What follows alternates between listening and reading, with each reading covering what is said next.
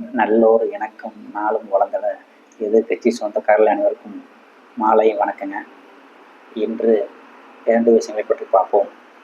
முதலாவதாக அதிமுக பொதுச்செயலாளர் இபிஎஸ் அவர்களின் சூறாவளி பிரச்சாரத்தை பற்றி.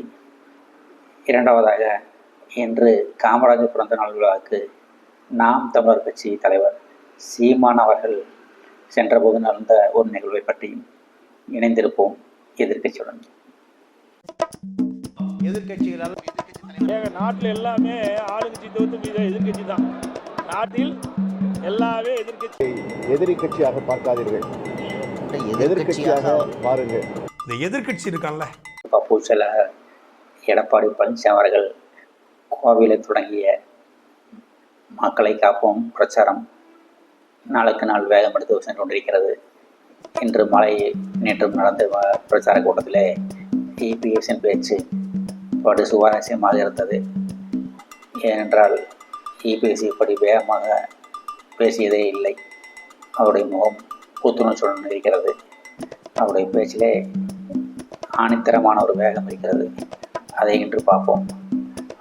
இபிஎஸ் அவர்கள் தமிழ்நாட்டிலே பூரா கஞ்சா போதைக்கு அடிமையாகிவிட்டார்கள் என்றும், கஞ்சா வடிக்கு அடுத்து கொண்டு பல சம்பவங்கள் நடைபெற்று கொண்டிருந்தன என்றும், திமுக 4 வருடத்தில் கஞ்சா அதிகமாக புழங்கப்பட்டுள்ளது என்றும், பல கொலைகள் நடைபெற்றுள்ளன என்றும் எண்ணிக்கையிலே குறிப்பிட்டு,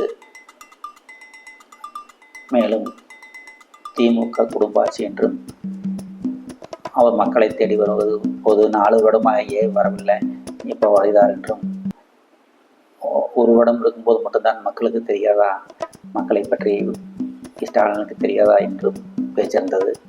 மேலும் எடப்பாடி பேசும்போது ஸ்டாலின் அவர்களே, நான் என்ன பழனிசாமி என்ன கிராமத்திலிருந்து வந்தோம் நினச்சிட்டிங்களா? இது கை மம்மட்டி கொடுத்த கை, இது எதுக்கும் பயக்காது என்று ஆணித்தரமாக தெரிவித்திருக்கிறார்.